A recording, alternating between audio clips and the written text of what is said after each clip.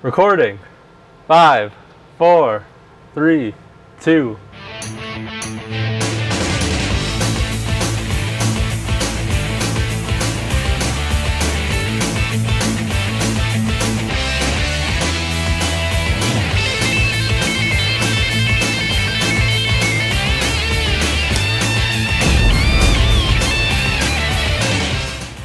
Welcome to another edition of Media Maniaxe. I'm the guy behind the booth, Ryan Myers, and we are here with our hosts, Talon Rudel and Russel Currier. Let's head over to them right now. Well, hello there, audience members. How's it going? We're Media Maniaxe. We review everything. And we're just crazy enough to do it. Yes, we are. And so the first thing we're going to be talking about this week is, drum roll, trailers. Yeah. Two trailers in specific. Trailers, movies that we actually talked about in our first episode. Yeah, the two movies that we were excited and anticipated for, Batman vs. Superman and Suicide Squad, they were released at San Diego Comic-Con just past weekend or 2 weekends ago? Yeah, the trailers were just released about a week ago. Yeah. A little bit over that. And the Batman vs. Superman trailer was released to the public and everything, but Suicide Squad trailer was only supposed to be an exclusive for San Diego Comic-Con. Was supposed to be. Supposed to be, but some person with a camera on their phone. Well, now it's online HD. Yeah, now it is, because David Ayer is just like, all right, fine, these people want it so much, we'll put it online, make them happy. Well, yeah, he was kind of bummed about it, but I see why. But the thing is, you have to understand, like, in this day and age, nothing's really exclusive anymore. Mm-hmm. Think about Tarantino's movie, The Hateful Eight. His script got leaked, and he literally for almost a year and a half said, "I'm not making it." He said, okay. He's like, "I'm done. Someone broke my trust, and I'm done, and I'm not going to make it." And then he just decided, "Okay, I'm just going to rewrite the whole thing, and then make it better and make it." So it's the same kind of concept. Okay, yeah, it's like you know, you have a broken trust. I totally see where you're where a director would go with that. Anyway, so let's just talk about what you thought of the Suicide Squad trailer. I liked it. Anything you want to bring up though? Like anything that really stood out? Jared Leto is amazing and one of my favorite actors, musicians, and people in the world, and I will stick by that even if the movie sucks. That sounds like you're kind of putting it down before it's even come out, man. No, I'm just saying that no matter what happens, because everyone is like nervous about Jared Leto until this trailer came out, and I was like, I know he can do it, and now everyone's hopping on the bandwagon, and I'm like, I'm gonna like it even if it sucks, because like Jared Leto is amazing. Okay. Have you ever seen Requiem from a Dream or any of those other movies? Mr. Nobody, stuff like that, yeah. But just seeing his portrayal of the Joker just for that split, like 5 seconds. Not even, yeah. Yeah, it's like you just see so much in just that little bit, just seeing how twisted he is, and that line that, you know, "Oh, I'm just going to hurt you really, really bad." I was just like, what? This is just blew my expectations. It like takes homage almost like a lot from Jack Nicholson. Even looking back into The Shining, like, I'm not gonna kill you, I'm just gonna bash your brains in. Yeah, I kind of got that too with that. So, and also you can kind of hear a little bit of Heath Ledger's Joker in there, you know. If you just do that line in Heath Ledger's voice, you know, "No, I'm not gonna kill you, I'm just gonna hurt you really, really bad." Yeah. And as well as the other trailer, it shows what seems to be, this might be a spoiler, so cover your ears. It seems to be like two different prisons, Arkham and another prison. And it also seems to be like showing a lot of different things. And some people are saying they're not sure if the Joker's a good guy or bad guy. I'm not saying if that's like a spoiler or not. I'm just saying that they're not even sure what's happening yet. In the trailer, though, you do see Batman on the top of the car that Joker and Harley Quinn are in, driving around. But that might be an origin story, because they did show Harley Quinn before she was Harley Quinn. Yeah. And that scene at the end is like Harley Quinn on the table. And that's how it's a kind of an origin of Harley Quinn, is like how it seems, which I think is going to be really cool, because not many people know of Harley Quinn. And if you guys don't know who's playing Harley Quinn is Margot Robbie, who's been in movies like The Wolf of Wall Street. And also that one with Will Smith just recently. Focus. Focus, that's right. Which I thought was kind of funny. They're, you know, Deadshot and Harley Quinn are in this movie, and then they're being put in this movie. So there's already that connection. They already have that chemistry. Apparently, exactly. Like, for my friends that saw that movie, they said, okay movie, their chemistry was the best part. Like, I've never seen people with that much chemistry. Yeah. And I just really excited for it, because also you see your first screen appearance of Katana, who was the woman with the white mask and the Japanese flag on her head. Not many people know of her, as she was originally in The Outsiders in DC Comics. I'm a big DC nerd, so just roll with it. Yeah. But there's also a lot of other smaller things that are hidden in the trailers. So if you want to check out that stuff, go online and look up the trailer for yourself. It's a great find, and there's a lot of stuff that's kind of like in the background. But before we go too much into that, let's make sure we get into talking about the Batman vs Superman trailer. Yeah, now it's my turn. I thought was also really cool, and also I've been sticking behind Ben Affleck since the beginning as well, and now everyone's like, yeah, Ben Affleck. Yeah, all awesome. these people who are talking like Ben Affleck was going to be a bad Batman, Bruce and then Wayne, they see everything. the trailer. Now they're eating crow after watching this trailer. Yeah. So, and just from the beginning of this trailer, how it just starts off slow for the Batman vs Superman. You see Holly Hunter just talking in like a court type room or whatever, just doing like a conference about, it's time for truth, and that's all that Superman's about: truth, justice, the American way, honor, and everything. And people, they're blaming it on him for what happened with Man of Steel and everything, with what happened with Zod and all that. And there's even parts of it that are like directly, like almost shot for shot, the same as from. Exactly, like there's this, like that scene with Batman. Well, Bruce Wayne running down the street. After his building and everything, you see heat vision going through the building, and that totally matches up with this fight scene in Man of Steel. So that's one thing I like, that there's like that comparison between one to the other that Zack Snyder did. It's definitely a sequel, and that's good. Yeah, and you see Ben Affleck just staring at his costume and everything, his Batman suit. And you see the Robin suit. Yes, a Robin suit with saying "ha ha ha," jokes on you, Batman. And that's a direct reference to Death in the Family storyline of the second Robin, Jason Todd, which we're not too sure how it's going to work out. And we're not sure exactly where this picks up in the Batman timeline. We don't know. Yeah. And because it has all these different references, and the reference with the newspaper that says you let him kill your family or something like that. Yeah, you let your family die, unread on the newspaper article and that looks like Wayne Towers being destroyed. This might be a spoiler. That's a very Joker-like thing to do. So it seems like there is a lot of references to Joker. But I really don't think that, though, because that would mean that the Joker knows that Batman is Bruce Wayne. Spoiler. I don't think he does, though. That's the thing. But you think it's Wayne Towers, you let your family die. So it's like that. I don't think the Joker would write that. I think that might just be someone who might have been close to Bruce Wayne. Yeah. Might have changed sides, something like that.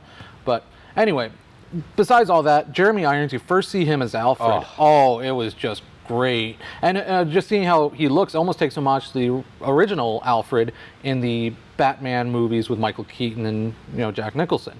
Because usually when you see Alfred, he just has mustache and white hair. He actually no mustache and wearing glasses, and it's like that seems more like the first Alfred we've seen on movies. So that's one thing that was kind of cool. And I think he's going to do a good job, especially because he has one of the most iconic voices. He's like. It's like Morgan Freeman and Jeremy Irons, but the only problem is most people don't know his name. They recognize the voice, like that voice, that one thing. That was Scar from Lion King. That's right. Yeah, and a million other things. And lots of other things. All right. So, anyway, I think that even though I like the Batman vs Superman trailer, the Suicide Squad trailer is top of the list right now, because I was like, after seeing the Batman vs Superman, I'm like, this is awesome. Then I saw Suicide Squad, my jaw dropped. Yeah. So, and I think that it's good that the trailers eventually kind of got out. You knew that they were going to, but you didn't know when. All right. And before we wrap up, I want to see what Ryan thinks about these trailers. Thumbs up or thumbs down? Okay, I was absolutely amazed with the Suicide Squad. I'm a big fan of the Joker, and I was just like, wow. I thought I was kind of weirded out at first because of they're doing a lot of different style with the Joker than what I'm used to seeing, and I like it. I think it's interesting. Okay. All right. Well, with that, we are going to continue our conversation about Comic-Con itself in our next segment, so stay tuned. Exactly. Don't go away.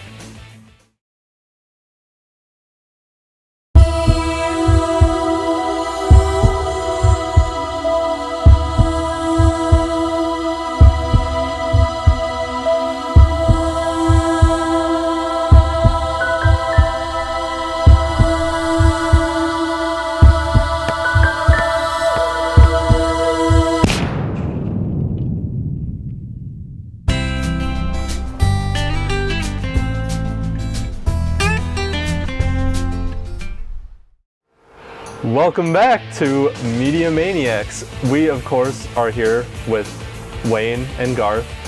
Let's throw it right back to them right now. Well, hello there, Garth. Party on, Wayne. And we're going to continue our discussion of some of the stuff that happened at Comic-Con. Yep, at San Diego Comic-Con, right? We had a lot of things go on. There's too much to even really talk about in just this one segment. Yeah, this is just like our version of highlights. Yeah. Because we didn't want it to not be talked about, because we know it's such a big thing for movies, for comics, for video games, for everything now. It's become this geek event, Yes. and we love it, and so we wanted to at least bring up some stuff and give a segment to it. One thing, though, as you said, video games, there's been one video game movie that's been in the works for so long that there's finally showed a couple of character posters for, and that's the World of Warcraft movie. Yeah. People have been waiting for this for so long. Finally, you have first character poster that they showed at San Diego Comic-Con was of guy from Vikings. I can never remember his name. Main character from Vikings is going to be in is going to be the main character of the World of Warcraft movie, and they showed a character poster of him in full armor, looking awesome, by the way. Wow. And I'm not much of a World of Warcraft guy, but I'm kind of excited for this. Second poster they showed was one of what an orc is going to look like. So we get our first first taste of a live-action orc. So I haven't seen that since The Hobbit. Well, that's one type of orc. You might, Yeah, it's one type. Yeah, it's like there's many different orcs. Know your orcs, people. Know your orcs. And your goblins. Yep. Because actually, goblins. in The Hobbit, they're goblins. Yeah, hobbits, and don't forget golems. No, that's just Lord of the Rings now. Anyways, we're just off topic. We're going to continue our topic of Comic-Con, and the first thing we wanted to do to get into the spirit is the pictures of some of the cosplayers, and so we're going to be looking at them, and I haven't seen them yet, and he has, and you guys are going to get my reaction live here to some of the more interesting... These interesting cosplays that people go all out for, just huge fans. Yeah, and while he's loading that up, if you don't know what cosplaying is, it's costume play. Yeah, it's getting into the costume of your favorite characters. Not only costume, but also getting into the character itself. Yeah. And that's actually really hard to do. But for some people who are big fans, like I am, I've cosplayed a tiny bit. I've dressed up as Two-Face from Batman. I've dressed up as Riddler with Ryan, actually. Ryan dressed up as Joker. Him and his girlfriend dressed up as Joker and Harley Quinn. I have that picture I'll give to you. All right. Yeah, let's do it. That will be on the video, I promise. Yeah. All right. And so our first cosplay is this one right here. That's pretty impressive. That is one of the best Hawk Girl cosplays I've ever seen. Looks very Valkyrie-ish. Very regal. Like the headdress is very... like demands your attention, and the makeup that kind of just like contours her face. So it almost looks like a Viking Hawk Girl mix, kind of, with like especially with like the wings, armor, and the wings. Yes, very much so, with the Valkyrie and everything. So it's like real. That was just one that just caught my attention. I thought was really cool. And next one, we have these colorful Chewbacca women. By far my favorite. One of Ryan's favorites. I love Star Wars, but that's just so much. Like I can't even imagine how much time and effort it went to make those costumes. Oh my gosh, it's kind of funny. Yeah, but it's also really cool. That throwing their own spin. That's a part of cosplaying. Throwing your own spin on original characters. So definitely, it's kind of like Chewbacca's Angels, almost. Oh my gosh. I actually think that was their name. I think they were Chewbacca's Angels. That would be awesome. Who was Bosley?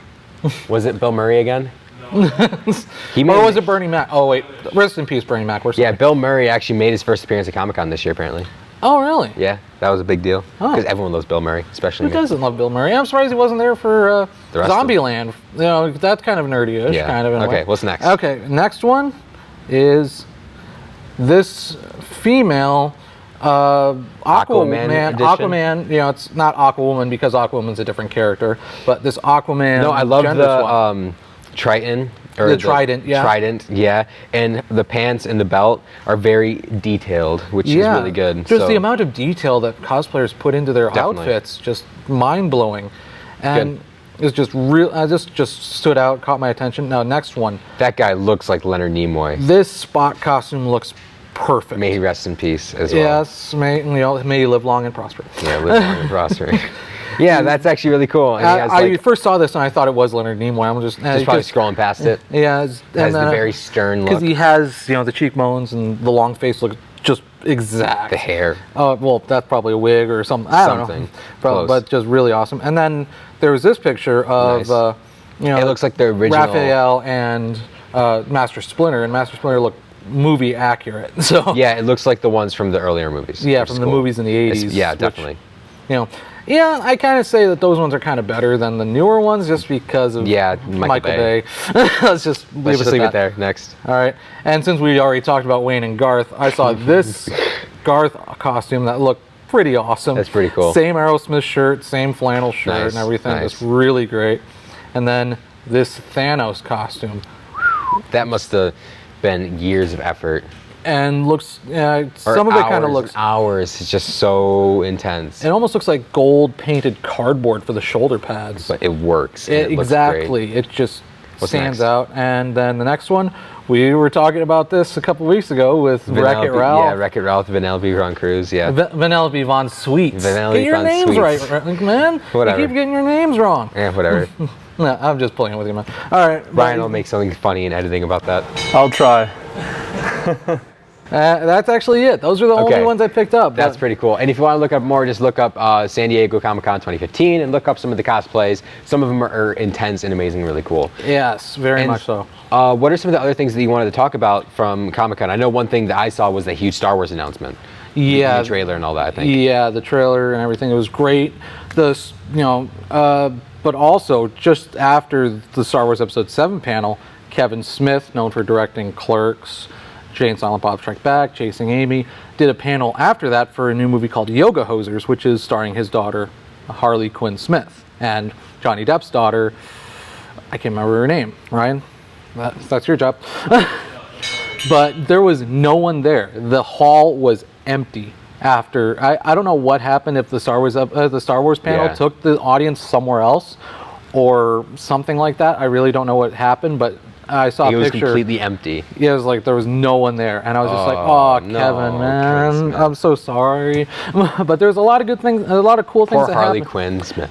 And yeah, poor Harley Quinn. But another thing that talked about at, since we were just talking about the Batman vs Superman trailer and everything, the panel beforehand, director Zack Snyder actually said how between with Metropolis and Gotham City, they're actually sister cities across the bay from one another. Yeah. So that's one thing that was just announced, that that was just public note. So imagine like New York and 2008 Detroit right next to each other.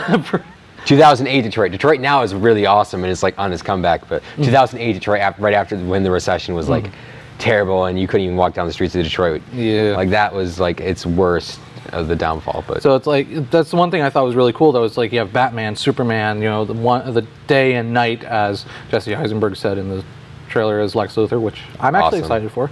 And just having that knowledge, though, just having them being sister cities, so it's like, Yeah, it you helps. can't, yeah. So And one more thing we wanted to mention was the Sherlock panel and the Doctor Who panel and all these crazy awesome things happened. And with the Sherlock panel, no one was there, but they had like a really cool video. With wasn't like none of the actors were really there. Yeah, Benedict Cumberbatch wasn't there. Neither was the guy who played Moriarty, and Sherlock's so- brother. So it was funny. but they did a video. I heard that. And you can look it up online probably if you want. So And with that, we could be talking about Comic-Con for hours, but we're going to leave it at that. And when we come back, we're going to be talking about Ant-Man, another comic book movie. And so stay tuned and enjoy.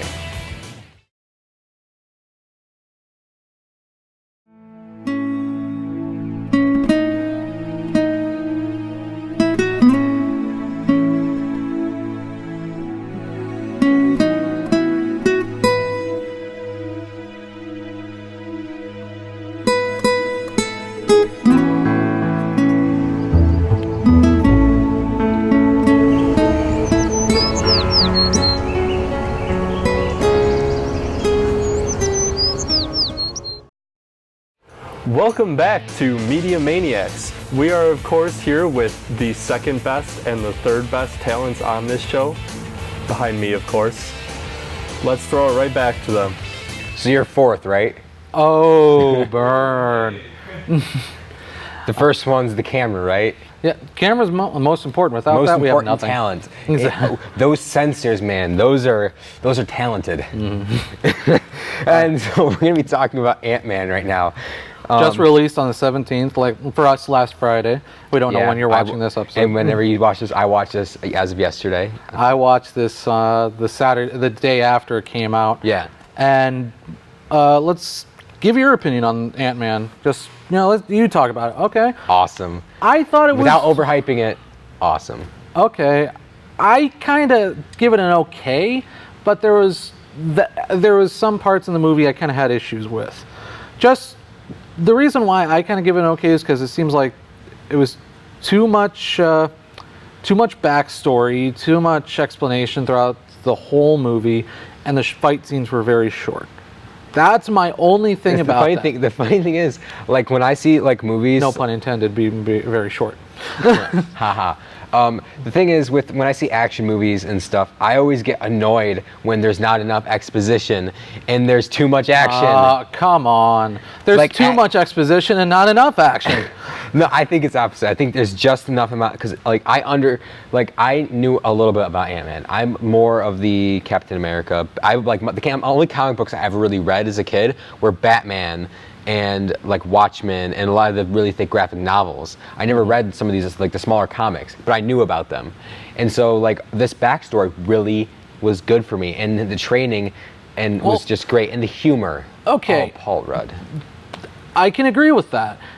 Towards the beginning, seeing young Hank Pym with Howard Stark, Peggy Carter, and that other executive guy talking about the Pym particle, which causes Ant-Man to shrink and grow. Yeah. Anyway, that was all good. And then seeing the backstory of Scott Lang, Paul Rudd's character in the movie, it was good. But halfway through, it just seems like some stuff was rushed.